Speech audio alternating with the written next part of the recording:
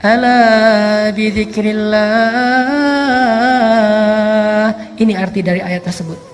Ala bidzikrillah tatma'innul qulub. Bukankah ketika kita mengingat Allah hatinya harusnya menjadi tenang? Itu ciri orang yang beriman. Ketika kita galau, tenang aja ada Allah. Tenang berarti masih beriman. Ketika kita ada sesuatu yang membuat kita khawatir, resiko atau ancaman, tiba-tiba kita bilang, ya udah deh, serahin aja sama Allah. Tenang, berarti dia orang yang beriman. Kenapa? Innamal mu'minun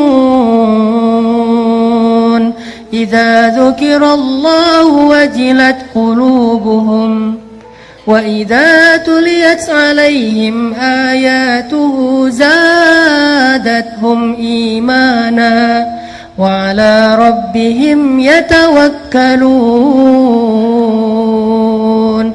Orang beriman kalau disebut nama Allah langsung tergerak hatinya untuk makin mantap. Wajilat itu hatinya bergairah kembali.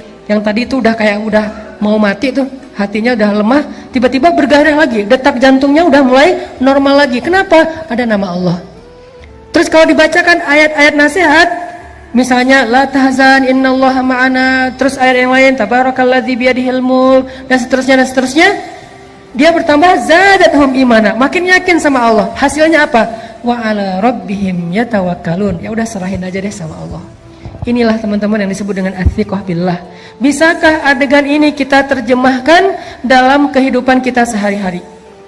Dalam semua masalah kita, pilihan hidup, kemudian rasa tidak nyaman di dalam hati, kekhawatiran kita tentang masa depan, ketika kita lulus kuliah mau kerja apa, ketika kita mungkin dikeluarkan dari sebuah pekerjaan, atau kita harus memilih resign duluan karena nggak cocok dengan pekerjaan itu, atau yang sekian banyak. Apakah kita bisa diingatkan dengan nama Allah oleh seseorang, pasangan mungkin, teman mungkin?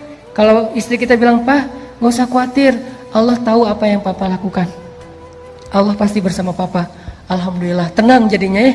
Teman kita bilang, "Udah tenang aja bro, serahin aja sama Allah." Alhamdulillah, saya serahin aja sama Allah. Itulah mukmin, dan itulah orang yang nanti di akhirat akan termasuk di antara 70.000 orang di antara hamba Allah yang masuk surga bighairi hisab wala azab. Masuk surga tanpa ada sidang, tanpa ada siksaan, langsung masuk surga. Manhum ya Rasulullah? Siapa mereka ya Rasulullah? Salah satunya selain orang-orang yang la yatatayyarun wala yaskun wala yastarkun wala yarkun dan seterusnya, yang terakhir apa? Wa 'ala rabbihim yatawakkalun. Orang yang selalu berserah kepada Allah SWT. Ats-tsiqah, percaya sama Allah. Bisa nggak teman-teman kita kayak gitu dalam hidup kita? Seberapa kuat percaya kita sama Allah? Cara ngukurnya gini.